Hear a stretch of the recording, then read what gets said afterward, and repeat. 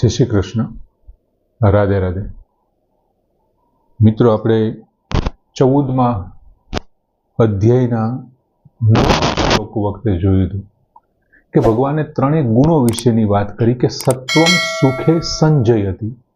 આ જે સત્વ ગુણ છે તે સુખમાં સંજયતી જોડી દે છે અને બાંધી દે છે.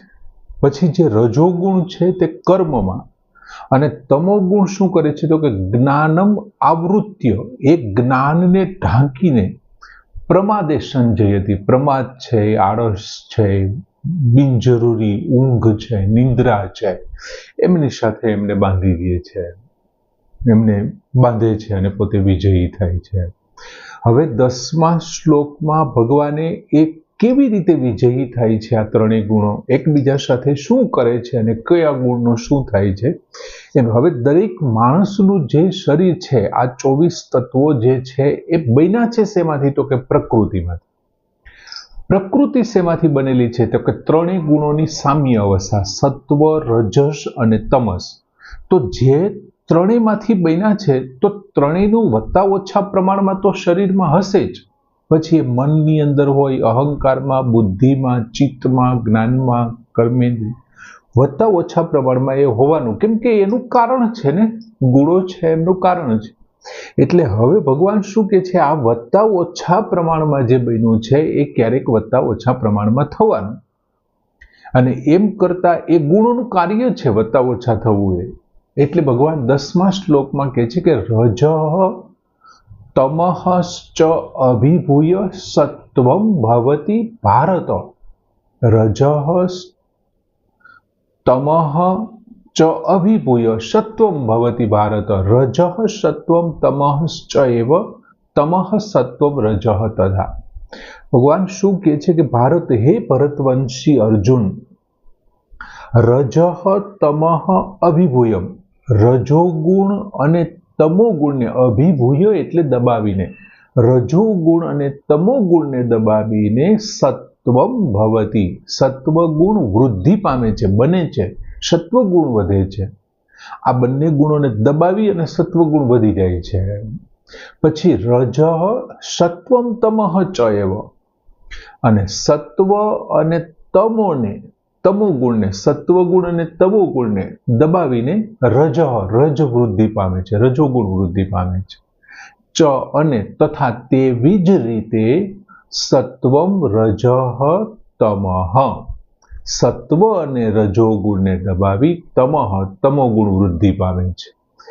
એક ગુણ બાકીના બે ગુણે, સત્વગુણ કેવી રીતે વૃદ્ધિ પામે તો કે રજ અને તમને દબાવીને, રજોગુણ કેવી રીતે વૃદ્ધિ પામે તો કે એના સિવાયના બીજા બેને, તમોગુણ તો કે એના સિવાયના બીજા બેને દબાવીને વૃદ્ધિ પામે છે.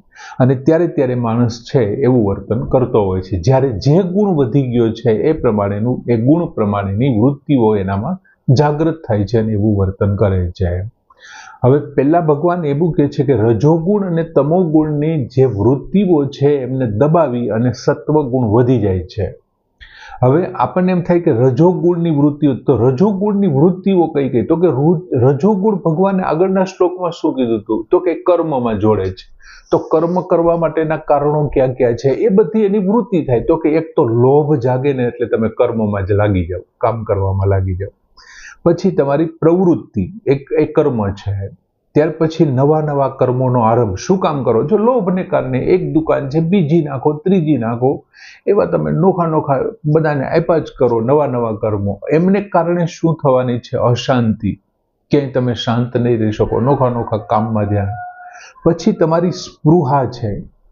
આ સિવાયના સાંસારિક સુખને ભોગવવા માટેની તમારી ઈચ્છાઓ, કામનાઓ, અને એ સિવાય સંગ્રહમાં જો તમને રુચિ હોય ને તો તમારા આ રજોગુણની વૃત્તિઓ છે. એટલે રજોગુણ છે એ લોભ છે, પ્રવૃત્તિ છે, નવા કર્મોનો આરંભ છે, અશાંતિ છે, સ્પૃહા છે, સાંસારિક સુખ ભોગની ઈચ્છાઓ છે, અને સંગ્રહની તમને કામનાઓ હોય તો એ જ. હવે આને દબાવી દે છે. તમારા મનમાં લોભ જાગ્યો છે ને તો તમને એ વખત સત્વગુણ જાગૃત થશે ને એટલે લોભ દબાવી દેશે. તમને એમ થશે ના રે ના, આ બધું કોના માટે યાર, આ બધું કરવાનું છે, હું થોડો હારે લઈ જવાનો છું. અને તમે પ્રવૃત્તિ બંધ કરીને આના કરતાં તો જેના માટે મોકલા છે ને એ કામ કરીએ અને તમે શું કરશો? આધ્યાત્મિક જીવન જીવવાનું ચાલુ કરશો. કોઈ એમ કહેશે કે હવે ભાઈ આટલો બધો પૈસો છે તો આઈને કે ભાઈ શું કરવો છે? એટલે નથી, હવે કંઈ નવો ધંધો નથી કરવો, ઇનફ છે. આ બધા સત્વગુણના લક્ષણ છે. તમારું મન શાંત થતું જશે, તમે પોતે શાંત થતા જશો, તમને કોઈ સ્પૃહા નહીં રહે. જે છે બસ એકલા મજા આવે છે, અંદરની તમને ઓળખ થવાની ચાલુ થઈ ગઈ છે. આ બધા સત્વગુણ છે. એને કોને દબાવી દીધા? તો કે રજોગુણને દબાવી દીધા. બીજું કોને દબાવી દીધું? તો કે તમોગુણને. તો આપણે એમ થાય તમોગુણમાં શું છે? તો કે તમોગુણની વૃત્તિઓ કઈ કઈ હતી? તો કે એક તો પ્રમાદ હતું, પછી આળસ હતું, પછી અનાવશ્યક ઊંઘ હતી, જે જરૂરી નથી તેવી નિદ્રા હતી, મૂઢતા એટલે કે મૂર્ખતા. આ બધી વૃત્તિઓને દબાવી દીધું. કોને? સત્વગુણે. પેલા રજને દબાવી, પેલા તમને દબાવી દીધું. તમારી પ્રમાદ છે, આળસ છે, એ બધું તમે ખંખેર્યું ત્યારે તો તમે રજોવૃત્તિમાં, રજોગુણમાં આવ્યા, અને પછી રજને દબાવી દીધું એટલે તમને દબાવ્યું. તમને દબાવવામાં રજની મદદ લીધી અને રજોગુણને દબાવ્યું અને સત્વગુણે. આ બે ગુણોને દબાવી અને સત્વગુણે શું કર્યું? વૃદ્ધિ પામ્યો. સત્વગુણ વૃદ્ધિ પામ્યો. તો હવે સત્વગુણના લક્ષણો ક્યાં ક્યાં? સત્વગુણ વૃદ્ધિ પામ્યો તો એનામાં ફેરફાર શું થાય? તો કે એક તો જે સત્વગુણ છે અંતઃકરણમાં સ્વચ્છતા આવે, અંતઃકરણ તમારું શુદ્ધ બની જાય. તમારું મન છે, બુદ્ધિ છે, અહંકાર અને ચિત્ત, આ જે ચાર તત્વોનું બનેલું, આ ચાર જે ઘટકોનું બનેલું અંતઃકરણ છે સ્વચ્છ થઈ જાય, એકદમ નિર્મળતાનો અનુભવ થાય, નિર્મળતા. બીજું, તમને સંસાર પ્રત્યે વૈરાગ્ય જાગૃત થાય. સગા સ્નેહી સંબંધી પ્રસંગો, વિવિધ વસ્તુઓને માણવાની, ખાવાની, સંગ્રહની આ બધી ઈચ્છાઓ દૂર થાય. બીજું, નિસ્પૃહતા જાગૃત થાય. તમને કોઈ સ્પૃહા ન રહે, હું આ કરું, અહીંયા જાઉં, આમ કરું, તેમ કરું, કંઈ એવી ન થાય. તમારી પાસે છે એમનું તમને દાન પુણ્ય કરવાનું મન થાય, ઉદારતા આવે, કોઈ બીજાના દુઃખમાં ભાગ લેવાની ઈચ્છા થાય. બીજું, પ્રવૃત્તિમાંથી નિવૃત્તિ તરફ તમે જતા હોવ. નોખી નોખી પ્રવૃત્તિમાં એમ થાય હવે નથી, યાર છોકરાઓને સોંપી દીધું, યાર હવે નથી, હું નથી ધ્યાન દેતો. બધું એમ્પાયર ઊભું કરવામાં એવડી મોટી મહેનત કરી હોય, રજોગુણ જાગૃત હોય ત્યારે, રાત દિવસ દોડા, અશાંતિ આ તેમ છતાં નિવૃત્તિ જાહેર કરી દી. આ બધી વૃત્તિઓ જાગે છે અને એ બધી વૃત્તિઓ જાગવાને કારણે શું થાય? મન એકદમ સ્વચ્છ હોય, નિર્મળ હોય. એમને કારણે ઇન્દ્રિયોના જે વિષયો છે ને એ સ્પષ્ટ માંડે થવા. તમને ઇન્દ્રિયોના વિષયો છે એ સ્પષ્ટ થશે. હવે એ જ પ્રમાણે ભગવાને એવું કીધું કે રજઃ સત્વમ તમઃશ્ચ એવ. હવે રજ છે એ સત્વ અને તમને દબાવીને વૃદ્ધિ પામે છે. તો ફરી પછી એ જ આવી વાત કે સત્વગુણ તમારામાં જાગૃત થયો છે. ઘણી વખત શું થાય છે? રજોગુણ. દાખલા તરીકે વિશ્વામિત્રમાં સત્વગુણ જાગૃત થયો અને વિશ્વામિત્ર બેસી ગયા તપશ્ચર્યા કરવા માટે, આધ્યાત્મિક શાંતિ માટે. એ જ વખતે અપ્સરાને જોવાથી વિશ્વામિત્રના મનમાં વિવિધ પ્રકારની સાંસારિક સુખ ભોગની એમને ઈચ્છાઓ જાગૃત થઈ અને રજોગુણ જાગૃત થયા અને એ જ સાથે શું થયું? મનની અંદર અશાંતિ થઈ, એ પ્રવૃત્તિમય બન્યા. એ જ પ્રમાણે નારદજીનો આપણે ઇતિહાસ જાણીએ છીએ.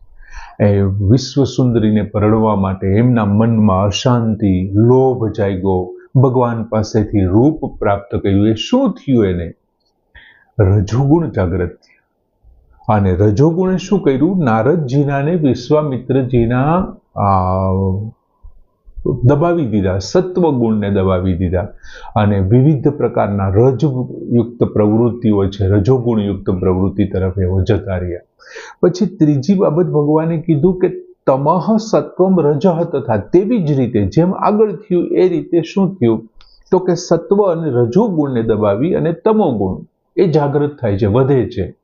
એટલે કે તમારી અંદર જે કાંઈ સત્વગુણના લક્ષણો હતા, સ્વચ્છતા છે, નિર્મળતા, ઉદારતા, એ બધી જે વૃત્તિઓ હતી એ છે. પછી રજોગુણની જે કાંઈ તમારી અંદર વૃત્તિઓ હતી એમાં લોભ છે, પ્રવૃત્તિ, નવા નવા કાર્યોનો આરંભ, અશાંતિ, સ્પૃહા, આ સંસારી સુખ, એ બધાને દબાવી અને તમોગુણ છે વૃદ્ધિ પામે છે. અને તમોગુણની વૃદ્ધિમાં આળસ છે, પ્રમાદ છે, અનાવશ્યક ઊંઘ છે, મૂર્ખતા છે, આવા બધા લક્ષણોથી અધઃપતન તરફ એ માણસ જતો જાય છે. હવે આમાં થયું શું તો કે બે ગુણને દબાવી અને એક ગુણ વૃદ્ધિ પામે છે. રજ અને તમને દબાવી સત્વ વૃદ્ધિ પામ્યો, પછી રજ અને તમને સત્વ અને તમને દબાવી રજોગુણ વૃદ્ધિ પામે, અને સત્વ અને રજોગુણને દબાવી તમોગુણ વૃદ્ધિ પામે. અને એ પછી શું કરે છે? વૃદ્ધિ પામેલો ગુણ જે તે મનુષ્યની અંદર આ ફેરફાર થયા છે ને એ મનુષ્ય પર વિજય પ્રાપ્ત કરે છે. આગળ આવ્યું ને એ પ્રમાણે વધેલો ગુણ છે એને વિજય પ્રાપ્ત કરે, અને પછી એ વિજય પ્રાપ્ત કરે ને પછી એ ગુણ એટલે સંસ્કૃત શબ્દ છે. ગુણનો અર્થ થાય દોરી.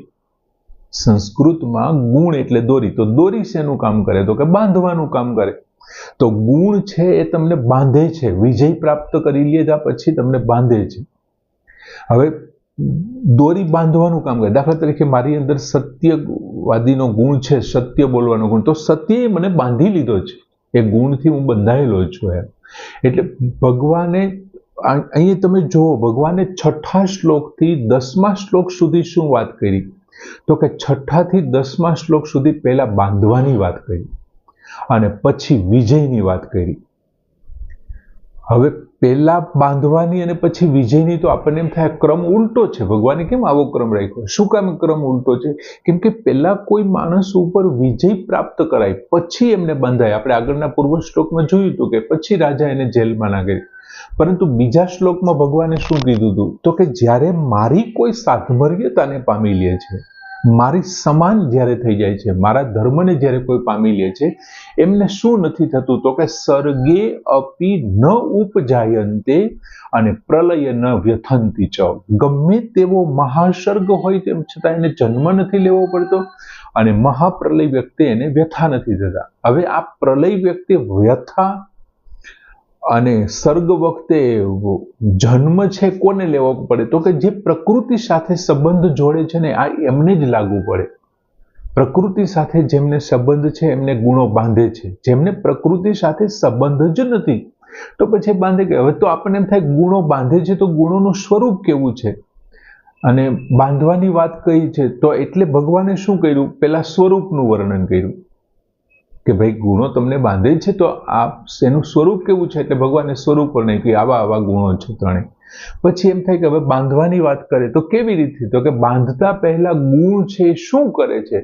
તો કે જ્યારે બાંધે છે એમની પહેલા ગુણ છે ને વધેલા ગુણ છે એ વિજય પ્રાપ્ત કરે છે. કોની ઉપર? તો કે જે તે માણસ ઉપર. અને એ કેવી રીતથી વિજય પ્રાપ્ત? તો કે બે વિજય કેવી રીતે મેળવે? તો કે બે ગુણોને દબાવીને એક ગુણ છે એની ઉપર હાવી થઈ જાય એટલે વિજય પ્રાપ્ત કરે છે. આમ એક રીતે જોઈએ ને તો ભગવાને જે વાત 6થા શ્લોકથી 10મા શ્લોકમાં બાંધવાની પછી વિજયની વાત કરી એ ક્રમ યોગ્ય જ છે. કેમ કે સ્વરૂપ સમજાવ્યા વિના તો થઈ ન શકે એટલે ભગવાને પેલા સ્વરૂપની વાત કરી. આમ સરસ મજાનો શ્લોક છે. ભગવાને બહુ સારી વાત કરી કે રજઃ તમઃશ્ચ વિભૂયં સત્વં ભવતિ ભારત. રજઃ સત્વં તમઃશ્ચ એવ તમઃ સત્વં રજઃ તથા. અહીં પૂર્ણ કરીએ. જય શ્રી કૃષ્ણ.